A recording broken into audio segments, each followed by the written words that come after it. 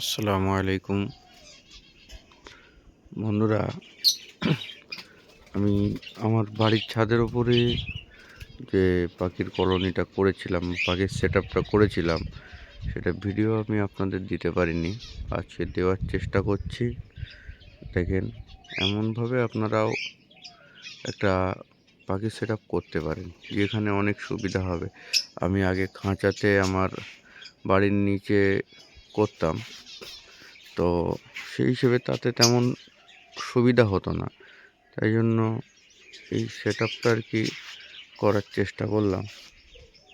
তো দেখেন, সবাই যদি ভালো লাগে, এই সেট আপটা পুরোটাই বেশি দিন হয়নি করা হয়েছে। উপরে টিন দেওয়া হয়েছে। অতিরিক্ত গরমের জন্য আমি টিনের ওপরে কিছু পাটকাঠি, কার্টুন আর জড়ি দিয়ে ফল সিলিং করে দিয়েছি, যাতে করে গরমের তীব্রতাটা অনেকটা কম থাকে।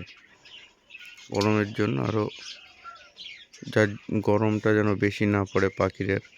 এখন তো অতিরিক্ত গরম পড়ছে, যার কারণে কাছের থেকে দেখা যাক। আমি যে নেটটা ব্যবহার করেছি সেটা কিন্তু প্লাস্টিকের নেট না, এটা রাবার প্রিন্ট ওপরে, যেটা আপনার তারের লোহার যে নেটটা আছে সেইটা। আর ওপর দিয়ে যে পাতলা জাল হয়, সেই জাল দিয়ে দিয়েছি যাতে ইঁদুর, সাপ আক্রমণ করতে না পারে। আসুন এবার ভিতরের দিকটা দেখা যাক, ভিতরে যাওয়া যাক। সকালে গরমের কারণে সাইডে পেপার ফেলে রাখতে হয়েছে। চলুন ভিতরে যাওয়া যাক।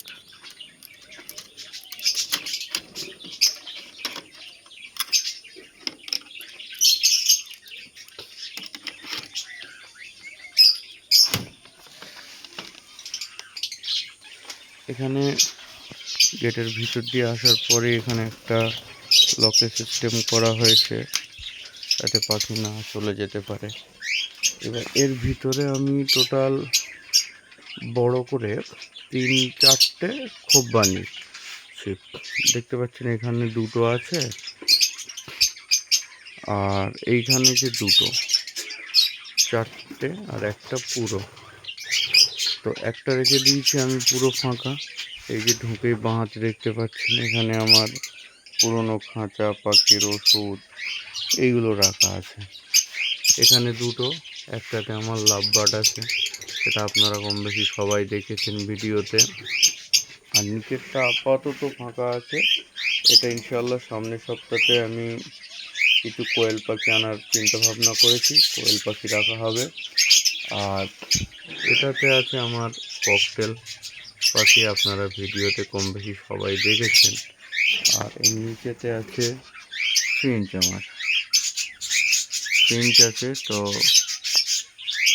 সেটাও আপনারা কম বেশি দেখেছেন আমার ভিডিওতে। দেখি, আমি আগে যখন খাঁচার ভিতরে রাখা হতো পাখিগুলো, তখন খুব ভালো ফল আমি পাইনি। তো অনেকে আমাকে বলল যে ছোট জায়গার জন্য তোমার এই সমস্যাটা হচ্ছে।